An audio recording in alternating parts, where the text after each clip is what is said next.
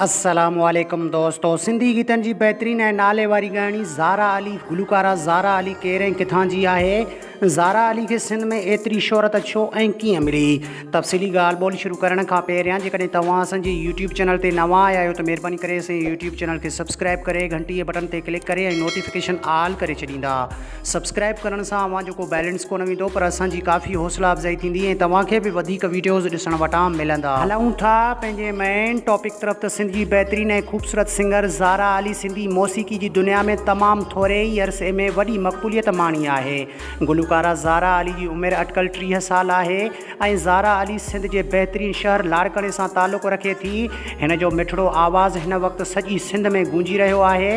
हिन जा गीत ऐं लाॾा हर घर में हर शादी प्रोग्राम में वॾे शौक़ सां ॾिठा ऐं ॿुधा पिया वञनि। ज़ारा अली जी कामयाबी में सिंध जे बहितरीन शाइर ॾेपर अब्दुल हक़ ऐं उन जी म्यूज़िक कंपनी अयान गोल्ड जो वॾो हथु आहे। ॾेपर अब्दुल हक़ जंहिंजी महिनत ऐं शाइरी ज़ारा अली खे सिंध में शोहरत जे बुलंदियुनि ते पहुचायो आहे।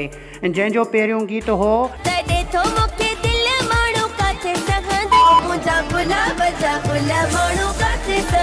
ही गीत तमामु घणो मक़बूल थियो। इन बाद ॾेपर अब्दुल हक़ जो ॿियों गीत ही हो। ही सहिरो हिन वक़्तु सिंध जे झरझंग में हर शादी प्रोग्राम में वॾे शौक़ सां ॿुधो पियो वञे। हिन तरह जा वधीक वीडियोज़ ॾिसण जे लाइ असांजे यूट्यूब चैनल खे सब्सक्राइब करे घंटी बटन ते क्लिक करे ऐं नोटिफिकेशन ऑल करे छॾींदा। मिलंदासीं कंहिं नए वीडियो में, तेसिताईं अल्लाह हाफ़िज़।